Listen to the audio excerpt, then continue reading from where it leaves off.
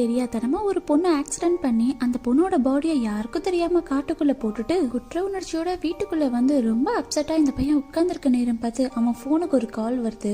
Call attend பண்ணி பேசினா தப்பெல்லாம் செஞ்சுட்டு ஓடி ஒளிஞ்சுக்கிட்டா விட்டுருவனா உன்ன அப்படின்னு யாரோ பேச பயந்து போன பையன் பட்டுன்னு போனை கட் பண்ணிடுறான். அப்படியே பயத்தோட சோஃபாலேயே படுத்து இந்த பையன் நல்லா தூங்கிடுறான். அந்த நேரம் பார்த்து இவன் தலைக்கு மேல இவன் ஆக்சிடென்ட் பண்ணி சாகடிச்ச பொண்ணோட பாடி தொங்கிட்டு இருக்கு. அப்படியே பட்டக்குன்னு முடிச்சு பாக்குறான். பார்த்தா எல்லாமே கனவு.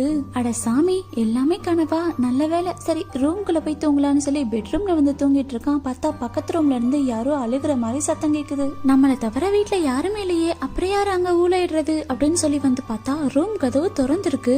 அப்படியே மெல்ல மெல்ல கதவு சந்தில இருந்து ஒரு கை வர பயந்து போன பையன் வேகமா ஓடி போய் பேட் எடுத்துட்டு வரான். யாரதுன்னு கேட்டுக்கிட்டே வந்து பார்த்தா கதவு மொத்தமா திறந்திருக்கு. அந்த நேரம் பார்த்து பின்னாடி இருந்து வந்த அந்த பொண்ணு இவனை ஒரே போட்டு தள்ளிட்டா.